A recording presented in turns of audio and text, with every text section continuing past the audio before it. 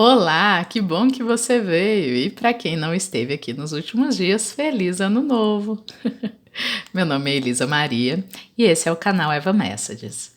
Pessoal, o movimento aqui no YouTube andou parado, né, no canal, mas lá no Instagram a coisa continua do mesmo jeito, ok? Quem ainda não me segue lá, eu convido a seguir @EvaMessages. Lá nós temos mensagens menores com as cartas e também eu tenho feito lives, fiz minha segunda live por lá. E por que estou falando isso? Porque durante essa live era meu objetivo esclarecer para as pessoas que os oráculos não funcionam apenas para a gente perguntar a respeito da nossa vida, né? Para ter respostas divinatórias, ou seja, respostas que orientam a gente com base no que tá por vir por aí, né? No futuro. Mas as cartas elas têm uma função muito maior do que essa, né? Que é de ajudar a gente a se orientar, orientar as nossas ações, nossas formas de agir, de pensar e de sentir, para que elas estejam cada vez melhor orientadas para levar a gente ao nosso objetivo de vida, né? Eu acredito que todo mundo que chega aqui a esse vídeo, de alguma forma, se identifica, afiniza com a ideia de que a gente é, de certa forma, em parte, criadores do nosso próprio destino. Né? Que é isso? Não estou dizendo que a gente cria a vida, né? A nossa vida é só resultado daquilo que a gente escolhe. Claro que não. Nós estamos dentro de um contexto, né? Dentro de um grupo, de uma sociedade, de uma comunidade, ou no mínimo de uma família, né? Em que umas ações, né? As ações de outras pessoas também interferem na vida que a gente leva. Porém, tem uma parte muito importante da vida que é essa em que a gente se percebe como co-criador, co-criadora, ou seja, em parte, o nosso destino ele é sim definido pelas formas como a gente escolhe pensar, sentir e agir em determinadas situações. Na verdade? Bom, o que tudo isso tem a ver com o tarô, né? E com a live que eu fiz lá no Instagram.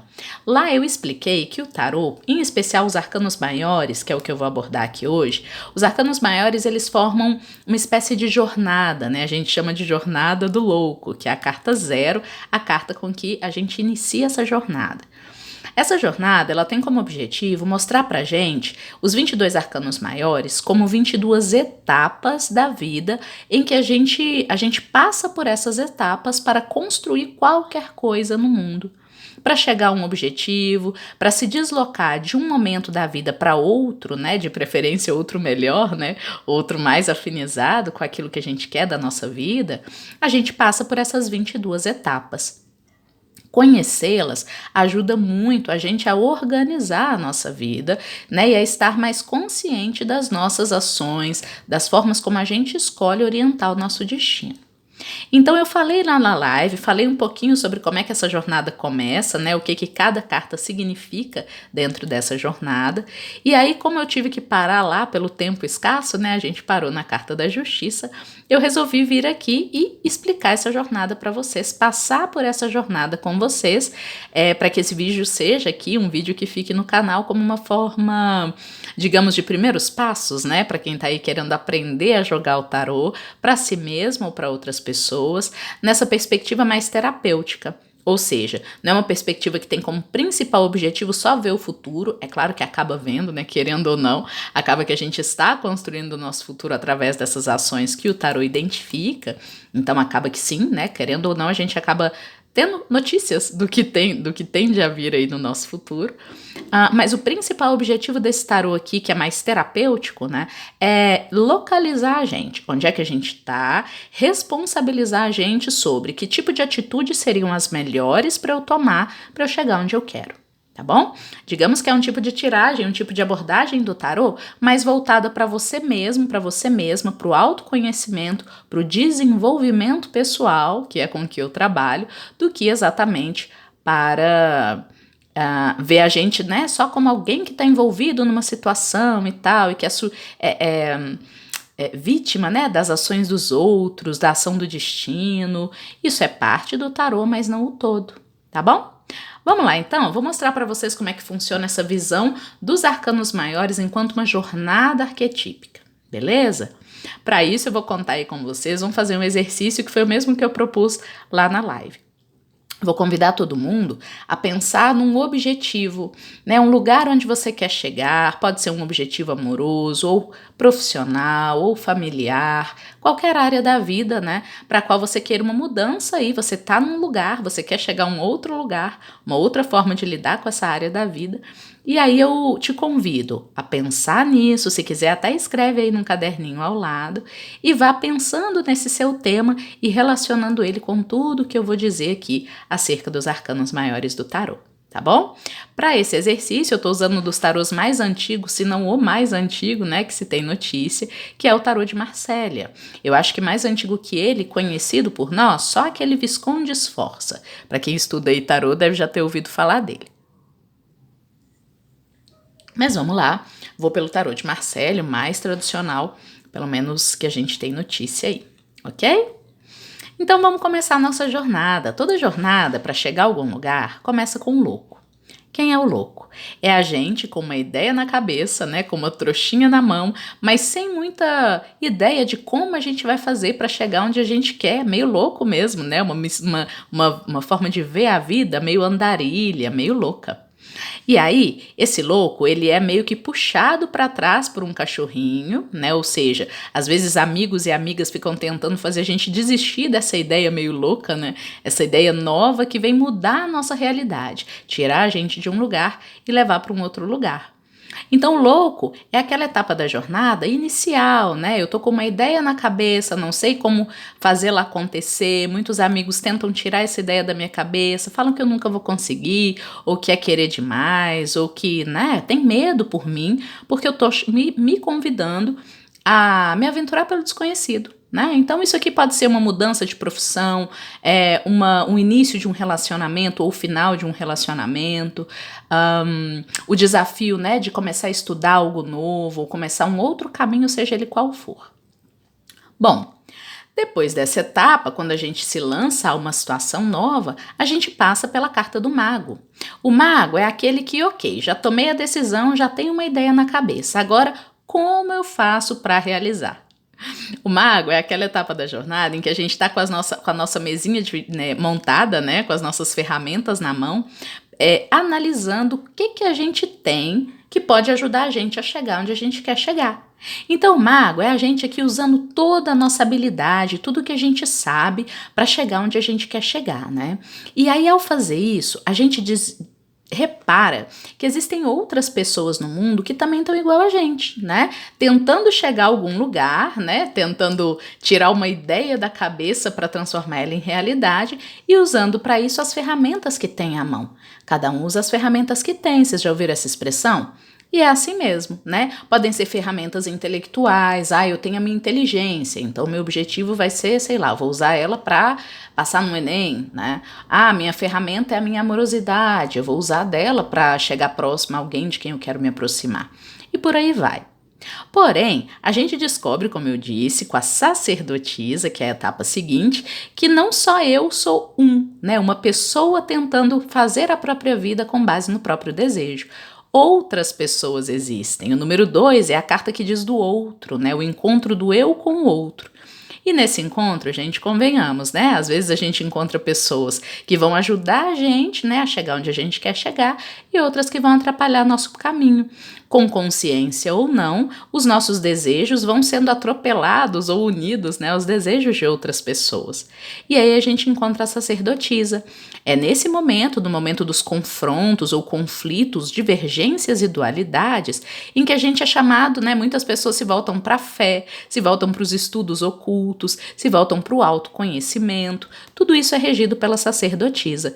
Por que a gente faz isso? Numa tentativa de lá dentro do nosso templo interior, né, dentro da nossa individualidade, a gente tentar dar conta disso, né, de que a vida é assim mesmo. Ora eu vou precisar ceder, ora outro vai precisar ceder. A gente vai precisar negociar na vida para que cada um chegue onde quer chegar. Tá bom? Ao passar por essa etapa, né, tendo digerido essa informação, aí eu tô pronta para ir para outra etapa. Qual que é? Etapa da Imperatriz. Pronto. Agora eu entendi que 1 mais 1, né, pode ser igual a 3. O que isso significa, pessoal? Se eu junto o trabalho que 2 pessoas fazem juntas, normalmente é muito maior do que apenas, né, exatamente o que cada uma faria separado. Então, o número 3, ele é um símbolo de criatividade, de abundância, de fertilidade. Não à toa a imperatriz costuma aparecer gravidinha nos tarôs, né?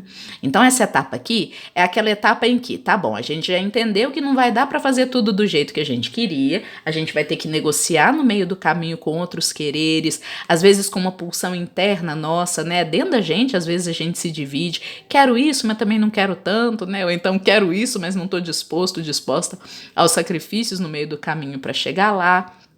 Tudo isso é sanado com o quê? Com a criatividade da imperatriz. É ela que vai pegar essas ideias, essas divergências e transformar encontrando uma saída, transformar numa outra coisa. E a partir daí ela se torna fértil, né? A imperatriz simboliza o poder feminino, aquele poder que ela tem de pegar um útero, né? Uns pedacinhos de célula, outros pedacinhos de célula que vem lá no esperma do homem e tornar isso um ser vivo. Olha que magia, né? Dentro do próprio corpo.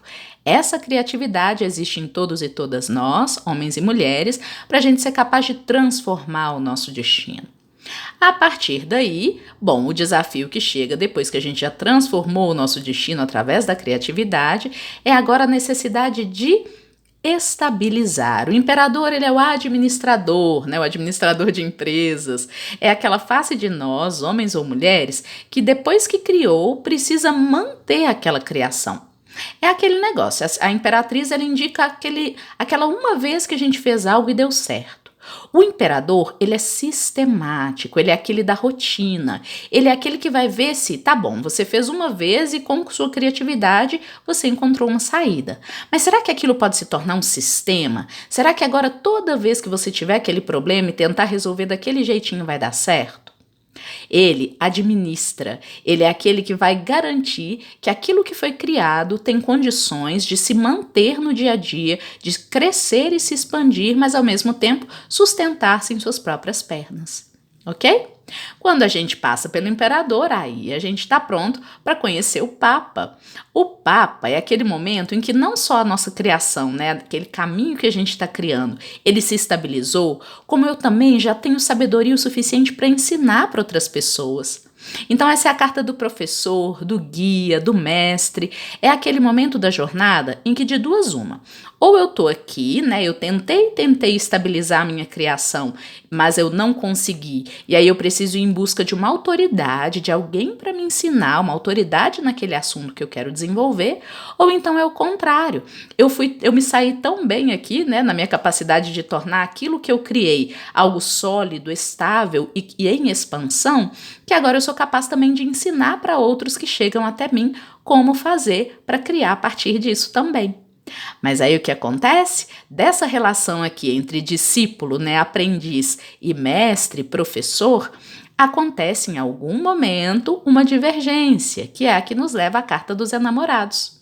Imagina que esse mocinho aqui, que está em dúvida, né, entre a tradição e a modernidade, entre o que aprendeu com o mestre e aquilo que vem de novo na vida, ele é como se fosse um destes discípulos, que em algum momento vai precisar parar de só ouvir conselhos e atuar por conta própria, fazer escolhas. A carta dos enamorados fala das escolhas que a gente faz para além daquelas pessoas que nos ensinaram como fazer as coisas. Olha que interessante, o enamorado, né, uma das principais escolhas que a gente faz sozinho, né, sem poder contar com a ajuda de ninguém, vocês concordam comigo que são as escolhas amorosas? Afinal, quem mais além de mim mesma, de mim mesmo, pode saber quem é o melhor par para estar comigo? Né? Só eu, por mais que eu ouça conselho de pai, mãe, família, igreja, né? No fim das contas, eu que vou estar lá todo dia com aquela pessoa. Então, o ideal com essa carta é que nessa etapa da jornada a gente faça escolhas com o nosso coração. Feitas as escolhas com o nosso coração, olha como a gente chega. A gente chega à carta do carro. É o momento em que eu estou muito seguro, muito segura da direção para onde eu quero ir. Porque eu já ouvi os conselhos dos mais velhos e também já me desafiei a fazer minhas próprias escolhas e arcar com as consequências dela. É importante saber fazer as duas coisas, né, gente? Afinal, ao longo da jornada, a gente vai encontrar tanto pessoas dispostas a nos ensinar e que vai dar bom, ou seja, que vão nos ajudar a chegar onde a gente quer, como como vamos também encontrar pessoas querendo dar conselhos e que, olha, na verdade o melhor mesmo é escolher por conta própria, né? Não é o melhor conselho a ser seguido. Ou seja, a gente tem que ter autonomia, e é isso que o carro nos ensina.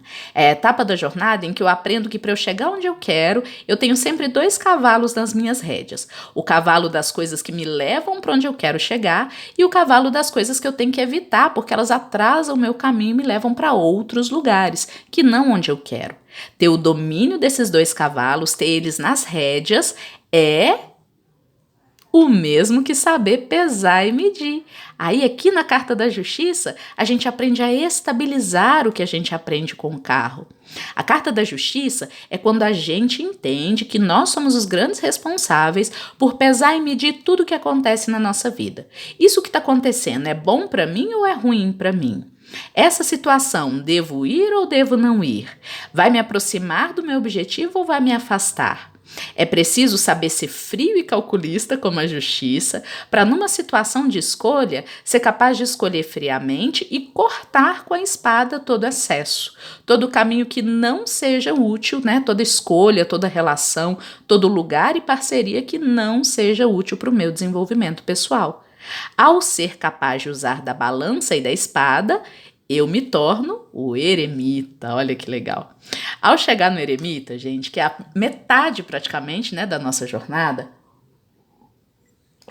nós já estamos mais sábios, mais sábias. Olha como ele é barbudinho, né? Ele carrega consigo a lamparina com que ele ilumina o próprio caminho.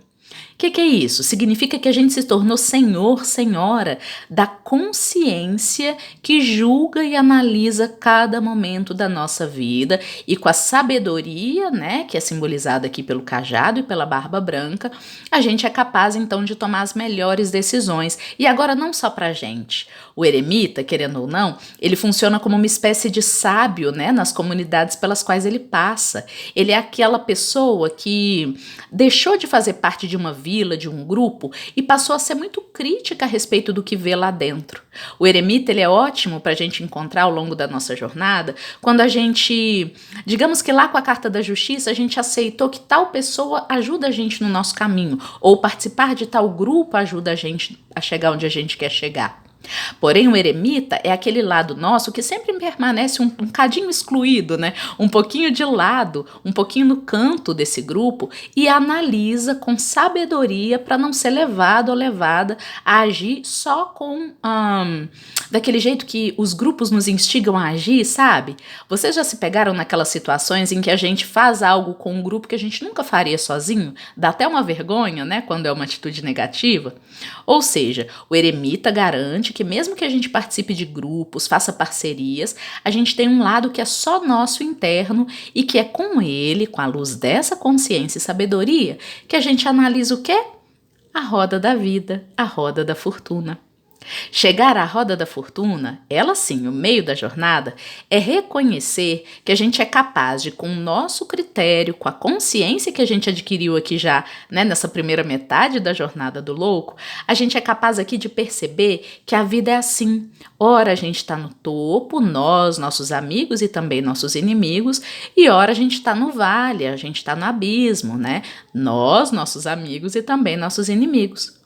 Aprender com a roda da fortuna é saber que, independente do objetivo que você tenha, você não vai conseguir chegar a ele sozinho, sozinha, só contando com as suas forças. Você precisa, na verdade, usar da sua sabedoria para navegar por tempos de glória e tempos de luta, né? Como diz uma música famosa aí. A vida sempre vai ter seus altos e baixos. O mais importante não é saber, sei lá, evitar passar por coisas ruins. Ninguém está livre de coisas ruins. O que a gente pode fazer é saber navegar, fluir, tanto pelas situações boas quanto pelas situações ruins. Uma frase que caracteriza muito essa etapa da jornada é aquela frase que diz: isso também passará. Ou seja, é uma frase que vale tanto para bons momentos, um ótimo conselho, né? Ou seja, aproveite o bom momento, porque ele também vai passar, e também vale para os nossos maus bocados, né? Porque diz: aguenta aí, né? Aguenta, tira o máximo de lições das situações difíceis, dos vales da vida, porque isso também vai passar. Quando a gente aprende isso, olha, estamos prontos para passar agora para a força. A gente ganha vitalidade, a gente ganha força de vontade. É isso que essa carta aqui simboliza, né?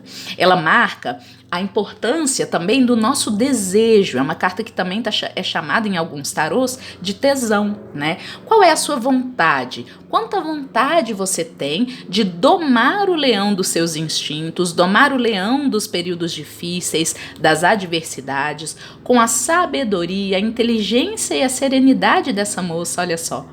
Quando a gente é capaz de domar os nossos instintos, né, de não deixar nossa ira falar mais alto ou nossas paixões falarem mais alto, mas sim usar dessas emoções para escolher com a mente o melhor caminho para chegar onde a gente quer, a gente então não precisa mais passar por etapas como essa do pendurado.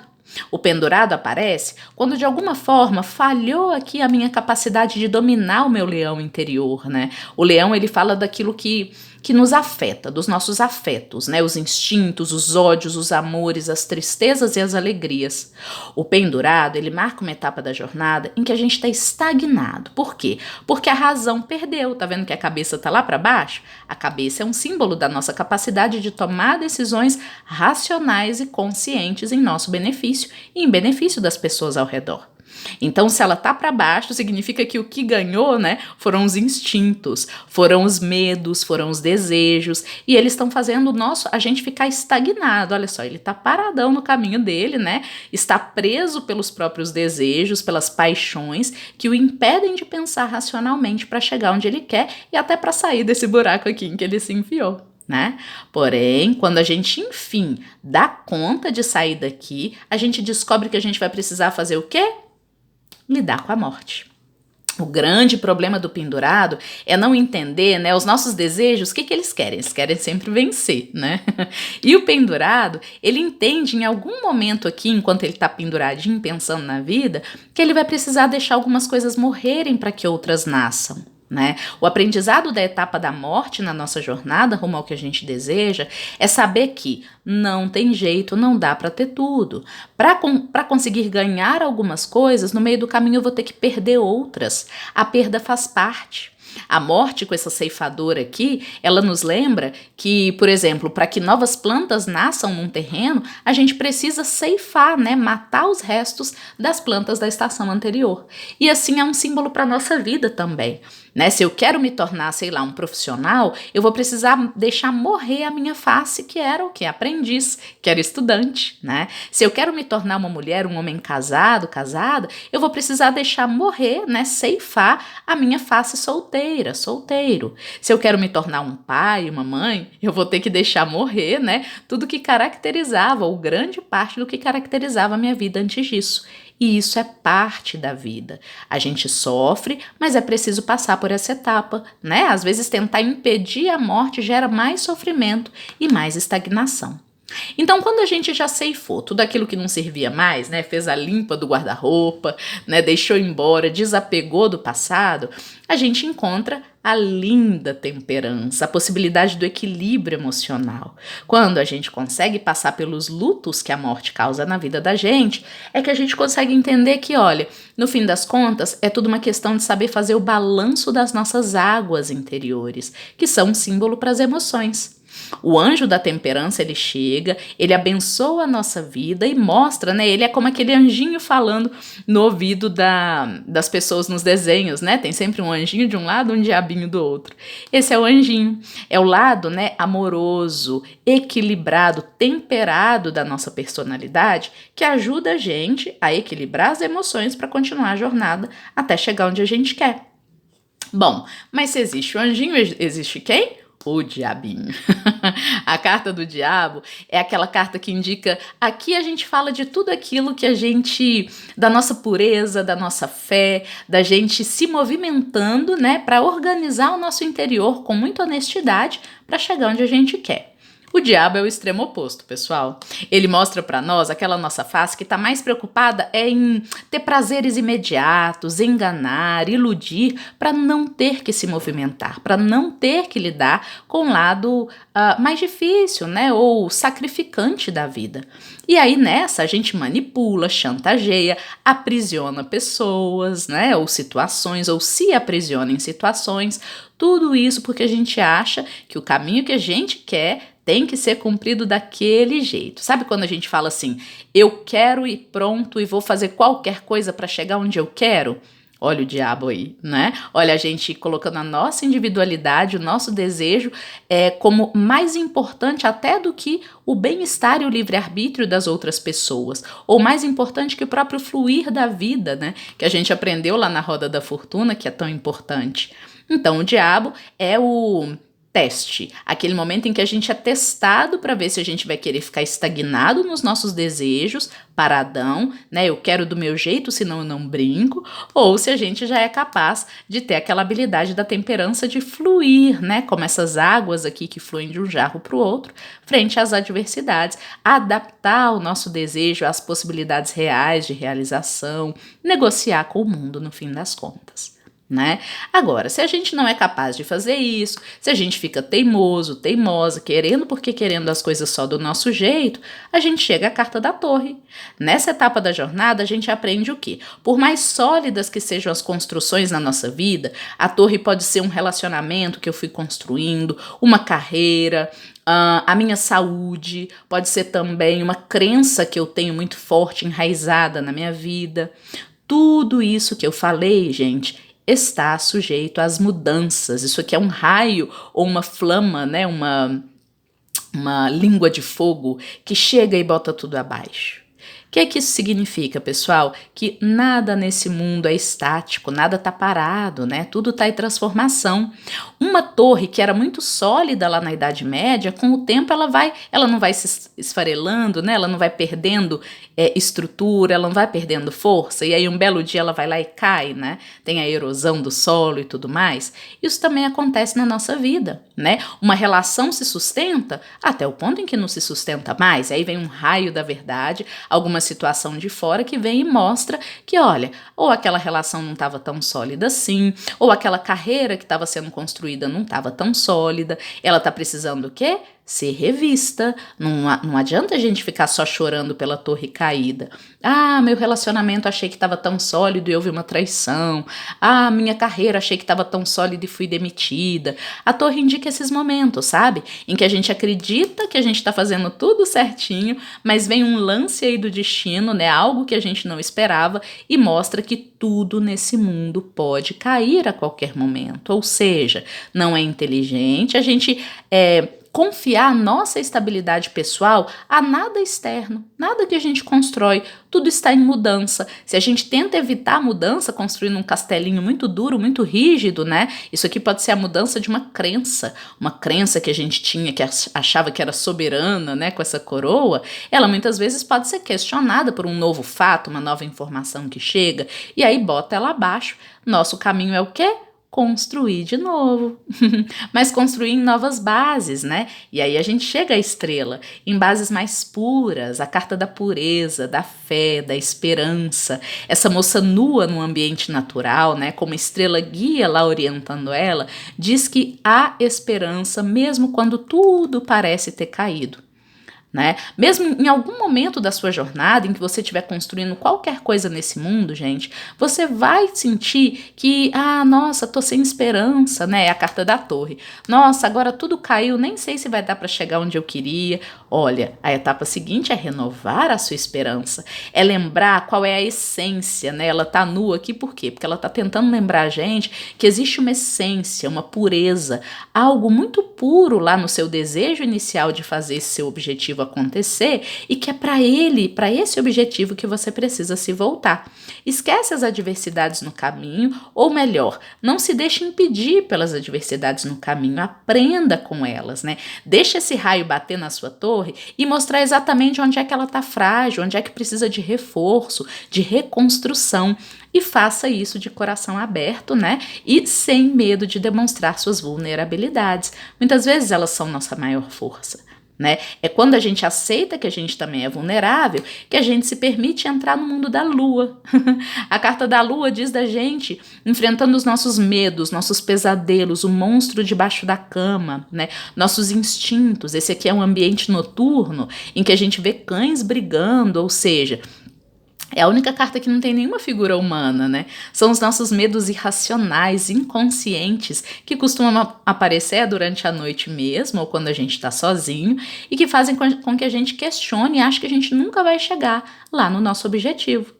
Como superar esse momento? Busque se conhecer, é o momento ideal para ir à terapia, para aprofundar-se nas próprias sombras, no próprio inconsciente, saber que tipo de travas moram ali, medos irracionais, traumas que te impedem de chegar ao seu desafio, ao seu objetivo, porque afinal, ó, já estamos quase acabando a jornada.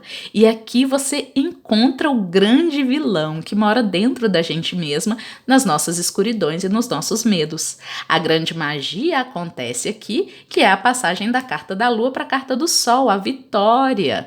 Na carta do sol eu consigo ver com clareza, chega o sol, né? Imagina que você está passando uma noite difícil, com medos, né? A noite escura da alma, muitos medos, achando que você não vai conseguir chegar onde você deseja, e um grande sol abre, nasce, ilumina, traz a sua inocência de novo, a sua pureza infantil. Vocês já viram criança depois que machuca e cai, né, e sente medo? Logo depois já tá ali brincando e se divertindo. A luz da razão do sol brilha, ela faz com que a gente melhore o nosso julgamento, clareie definitivamente o contexto e descubra, né, com o nosso julgamento que no fim das contas o mundo é nosso. A carta do mundo encerra a jornada porque aqui a gente aprende a grande lição de todas. A gente chega ao nosso objetivo, aqui a gente tem uma abertura, né? Como a abertura pela qual a gente vem ao mundo mesmo. Vocês estão pensando certo. Por quê? Aqui é o momento em que eu tô parindo a realidade que eu quero, o objetivo a que eu queria chegar. Como é que eu faço isso? Essa é a deusa Sofia. Ela ensina a gente, dominando os 4 mundos. Terra, água, fogo, ar. Nosso mundo racional, nosso mundo emocional, nosso mundo físico, a matéria, e também o nosso mundo espiritual. Tendo tudo isso, né, sob a nossa baqueta, tendo domínio sobre esses planos da nossa vida, é que a gente consegue realizar todo e qualquer objetivo, tá bom? Bom, eu vou encerrando por aqui. O objetivo era fazer essa jornada com você. Pensa aí agora, dá um minutinho para pensar naquele objetivo, voltar àquele objetivo que eu pedi para você pensar no início e ver em que etapa que você tá aí, que etapas você tá passando, né, tirando de letra, e quais aquelas em que você precisa fazer novas provinhas e aprender algo mais a respeito. No próximo vídeo, eu vou trazer como é que esses 4 elementos aqui, terra, água, fogo, ar, aparecem nos arcanos menores e aí orientam a gente ainda de um jeito mais prático, mais objetivo, para a gente saber em que etapa a gente está da realização dos nossos objetivos e o que fazer para passar para a próxima etapa e, enfim, chegar lá. Tá bom? Agradeço a quem esteve aqui até agora. Vai lá no Instagram, lá eu tenho conversado mais, a gente bate um papo e eu volto na próxima com mais tiragens, assim como eu tenho feito desde o ano passado. Abração para quem me viu até agora, curta, comente, compartilhe com quem você achar que esse vídeo pode ajudar e até mais!